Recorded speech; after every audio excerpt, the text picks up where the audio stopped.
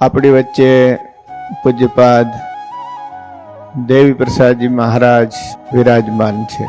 આ ઉત્સવનો આરંભ થવાનો હતો ત્યારે અમને હતું કે ભારતની મહાન હિન્દુ ધર્મ આચાર્ય સભાના સક્રિય મહાત્માઓ અહીં પધારે। એમાંથી અમારા સર્વના પ્રેરક બળ છે એવા દેવી પ્રસાદજી મહારાજ બાકી રહી જતા હતા। એમને શરીરે સારું નથી, સખત ઉધરસ વગેરે છે, ડોક્ટરોએ ના પાડી છે। છતાં પણ મેં પણ એમને કહ્યું, બાપજી શરીર સાચવો, મારો આગ્રહ ભલે હોય।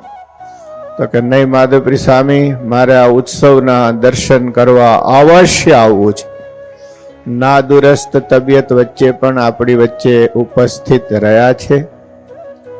ગુજરાતનું ગૌરવવંતું વ્યક્તિત્વ છે। સ્વામિનારાયણ સંપ્રદાય અને આણંદા બાવા આશ્રમને 250-300 વર્ષ જૂનો સંબંધ છે। આપણા સંતો સ્વરૂપાનંદ સ્વામી વગેરે ત્યારે જામનગર બાજુ ફરતા ત્યારે આણંદા બાવા આશ્રમમાંથી સંતોને ભિક્ષા મળતી।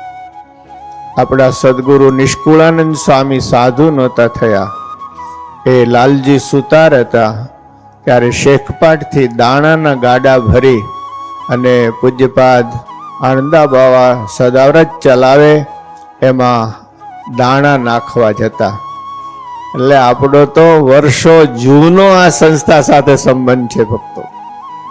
એમાં પૂજ્ય દેવી પ્રસાદજી મહારાજ કરુણામય સંત છે। જળ સંચયની વાત થઈ, ક્યારેક જજો જામનગર રણમલ સાગર, કેટલો વિશાળ સરોવર છે, એ બાપજીની અધ્યક્ષતામાં તૈયાર થયું। જામનગર વિસ્તારનો પાણીનો પ્રશ્ન હલ થયો છે। ક્યાંય નાની મોટી ક્રાઇસિસ હોય, હોસ્પિટલની એટલી સેવા, પાઠશાળાઓની એટલી સેવા, સ્કૂલોમાં એટલી સેવા, અતિશયોક્તિ નથી કરતો। પૂજ્યપાદ દેવી પ્રસાદજી મહારાજ કરુણામય અને સેવા મૂર્તિ સંત છે। મોટા મોટા સંતો, સંતરામ મંદિરના પૂજ્યપાદ નારાયણદાસજી મહારાજ, ડોંગરેજી મહારાજે શરીર છોડ્યું ને, એમના છેલ્લા સંસ્કારો દેવી પ્રસાદજી મહારાજે કરેલા છે। અમે સાથે અમે કાશીમાં ભણતા, ત્યારથી અમારો સંબંધ રહ્યો છે।